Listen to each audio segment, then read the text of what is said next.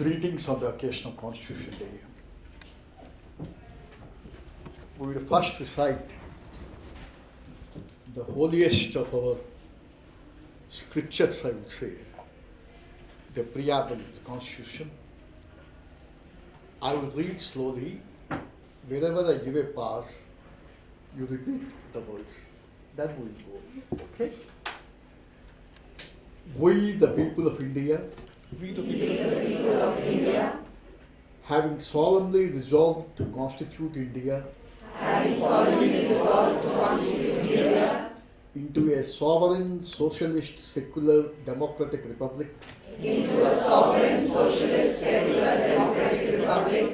and to secure to all its citizens justice, social, economic, and political liberty of thought, expression, belief, faith, and worship, equality of status and opportunity, and to promote among them all fraternity, assuring the dignity of the individual, and the unity and integrity of the nation. In our Constituent Assembly, this 26th day of November 1949, do hereby adopt, enact, and give to ourselves this Constitution.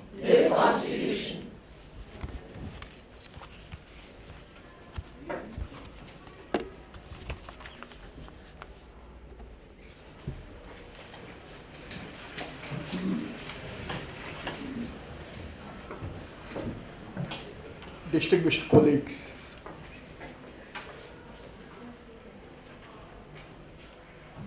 we say in our country, the festive season begins with Ganesh Puja and goes up to the month of March. But in my opinion, the holiest of the holy days and the real festive spirit that we have is on 26 November 1949, when the Constitution of India was adopted. This is the most holy day for all Indians. If you look at the Constitution of India, and if you look at 26 November, which is being celebrated as a Constitution Day, two things you must remember. It was on 19th November 2015 that the Government of India, by a Gazette notification, declared 26th November as Constitution Day. But there is a history behind this. In 1979, when L.M. Singhvi was the President of Supreme Court Bar Association, and when Justice Krishna Iyer was there on the bench of the Supreme Court, a resolution was passed at the instance of Justice Krishna Iyer to celebrate 26 November as a Law Day. And from 1979 onwards, 26 November was being celebrated as a Law Day, and Justice Krishna Iyer called 26 November as a day of social audit. And that practice was being continued up to 2015, when the Government of India took the laudable initiative to declare this Law Day as the Constitution Day in 2015. And from 2015 onwards, we have been observing this day as the Constitution Day. Three things please remember. Number of countries became independent with us in 1947. A number of countries started drafting the constitutions. But if you look at 2019, most of those constitutions have been thrown overboard. Most of the systems of government have changed. Like a pack of cards, the constitutions kept on changing in other parts of the world, whereas the Constitution of India grew from strength to strength, winning the confidence of that little man who walks into the polling booth to cast his vote because of its unique features. What are the unique features of the Constitution of India? We have to remind ourselves, because none of us was born when Constitution was adopted, please remember.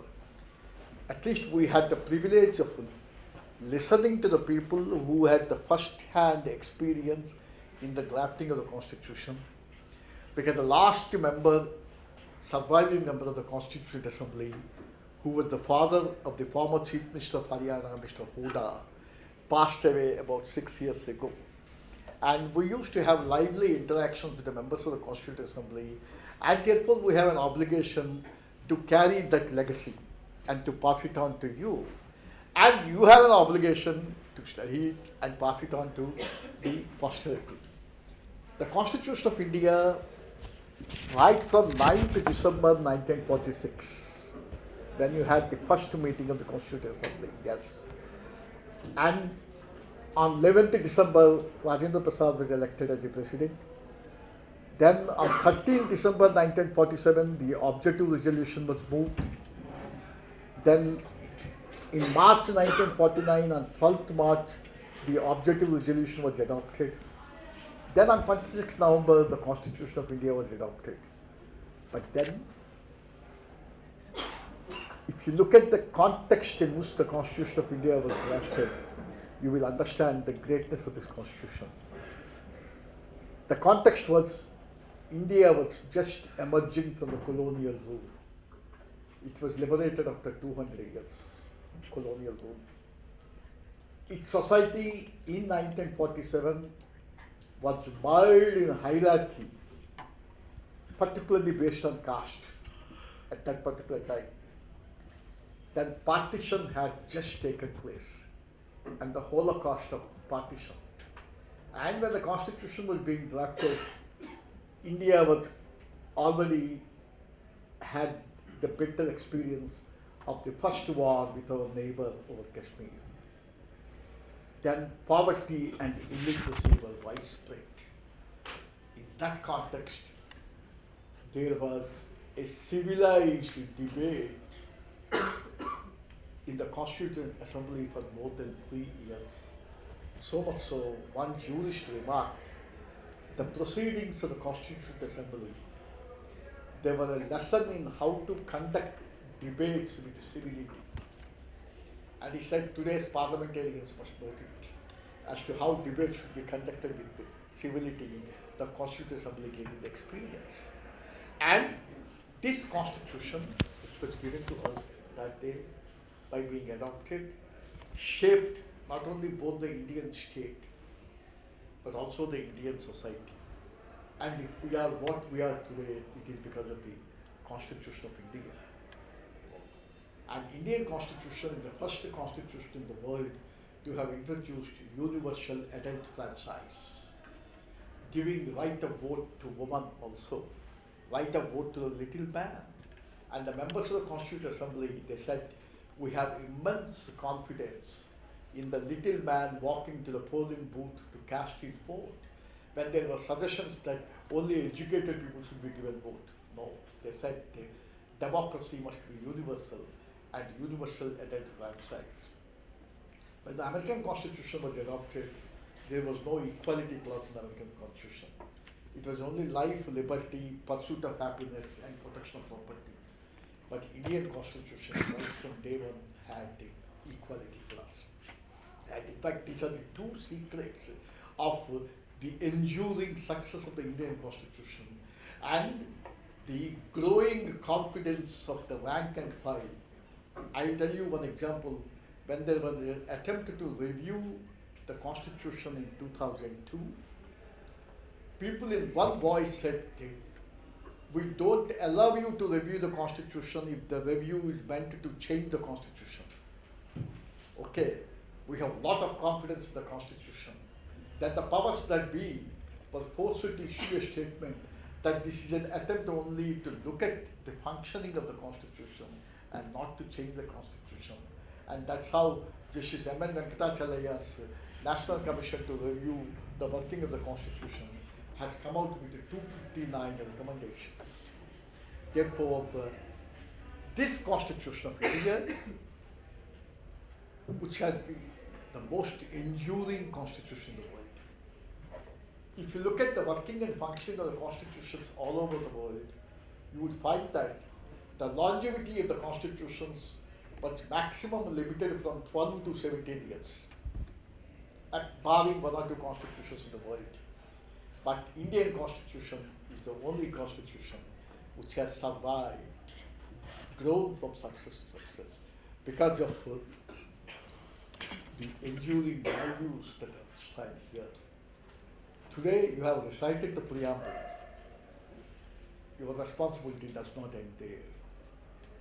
I'll be happy if on this solemn occasion you take a pledge that the first thing that you would do in the morning is to have a look at the preamble after getting up from the bed and ask for yourself the question by reciting the preamble for yourself. To what extent have I been able to promote the constitutional goals and objectives? And if the answer is not very satisfactory, renew your pledge and say, tomorrow morning when I have a relook at the preamble, the answer should be more satisfactory. That is how you must contribute to the growth of this wonderful nation. An assembly consisting of eminent persons who sacrificed their lives. Fali Nariman, day before yesterday, while addressing a gathering, said, if today you ask our people to draft a constitution, they can never draft a constitution because each person has more than two opinions.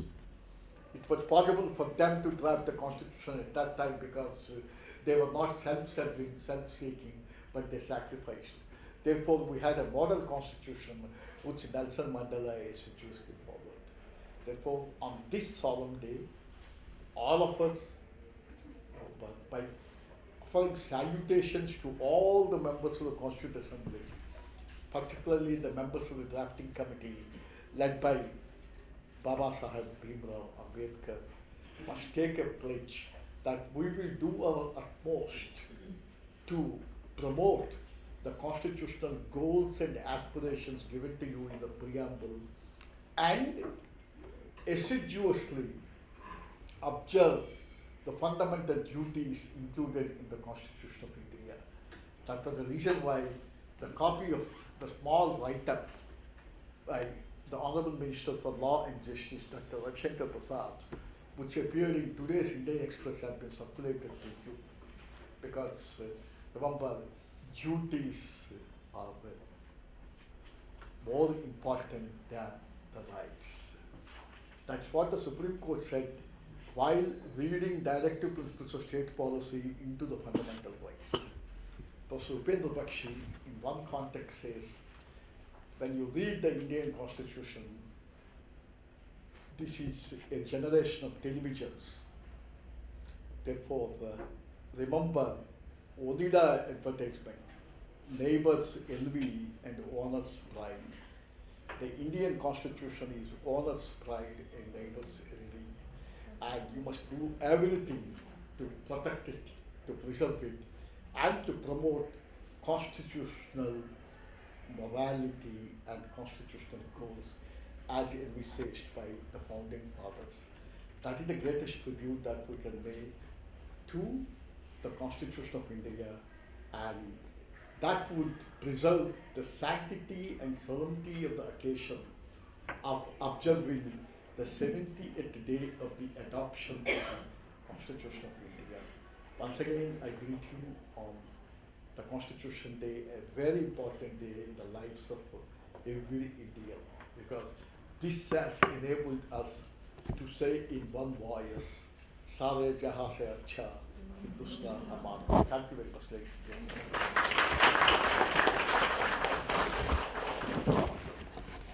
Fundamental duties enshrined in Article 51A state, "It shall be the duty of every citizen of India to abide by the Constitution and respect its ideal and institutions, the national flag and the national anthem." It also states to cherish and follow the noble ideals which inspired our national struggle for freedom. It speaks to uphold and protect the sovereignty, unity, and integrity of India. It shall be the duty of every citizen to defend the country and render national service when called upon to do so.